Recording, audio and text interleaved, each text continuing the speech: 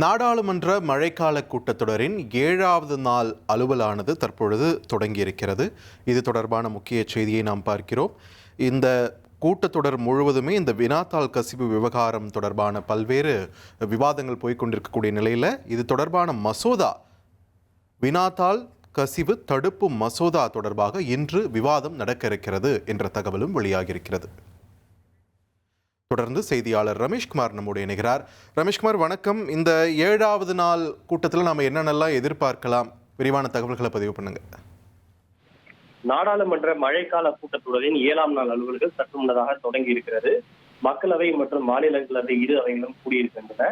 மக்களவை கூடிய உடனேயே எதிர்க்கட்சி எம்பிக்கள் சிலர், போராட்டத்தில் ஈடுபட்ட மாணவர்கள் சிலரை இன்னும் கூட காவல்துறை கைது செய்து கொண்டிருப்பதாக முழக்கங்களை எழுப்பியதை பார்க்க முடிந்தது. இன்றைய தினம் மக்களவையிலே வினாத்தாள் கசிவு தொடர்பான முக்கிய மசோதா விவாதத்துக்கு எடுத்துக் கொள்ளப்பட்டு நிறைவேற்ற திட்டமிடப்பட்டிருக்கிறது.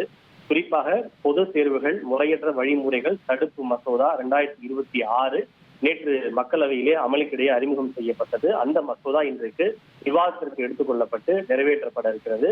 இந்த மசோதா மீதான விவாதத்தில் ராகுல் காந்தி உள்ளிட்டோர் பங்கேற்று பேசுவார்கள் என எதிர்பார்க்கப்படுகிறது. பாஜகவை பொறுத்தவரை இந்த மசோதா மீதான விவாதத்தில் ஏராளமான இளம் எம்பிக்களை களமிறக்கி விவாதத்தில் ஈடுபட வைக்க திட்டமிடப்பட்டிருக்கிறது. மாநிலங்களவையை பொறுத்தவரை வந்தே மாதரம் பாடலை அவமதித்தால் அதனை தண்டனைக்குரிய குற்றமாக கருத வகை செய்யும் தேசிய பெருமைகள் அவமதிப்பு தடுப்பு சட்டத்தையும் விவாதத்துக்கு எடுத்துக்கொள்ள திட்டமிடப்பட்டிருக்கிறது. இருப்பினும் அவை சுமூகமா நடைபெறுமா என்பதை நாம் பொறுத்திருந்துதான் பார்க்க வேண்டும்.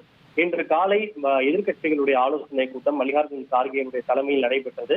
அந்த கூட்டத்தில் இந்த மசோதா மீதான விவாதத்தில் பங்கேற்று கருத்துக்களை முன்வைப்பது என்று காங்கிரஸ் கட்சி எதிர்க்கட்சிகள் முடிவு செய்திருப்பதாக தகவல் கிடைத்திருக்கிறது. அதாவது இந்த மசோதா, இந்த வினாத்தாள் கசிவு மீதான விவாதத்தில் நாங்கள் பங்கேற்று கருத்துக்களை முன்வைப்போம், இருப்பினும் அரசினுடைய அந்த மற்ற திட்டங்களுக்கு நாங்கள் ஒத்து போக மாட்டோம் என்று முடிவு செய்திருப்பதாக தகவல் வெளியாகி இருக்கிறது. இனி செல்லும் இடமெல்லாம் செய்தி. தந்தை டிவியின் வாட்ஸ்அப் சேனலை ஃபாலோ பண்ணினா செல்ல இருக்கும் இடமெல்லாம் செய்தி. இதோ QR கோட், இப்பவே ஸ்கேன் பண்ணுங்க, ஃபாலோ பண்ணுங்க.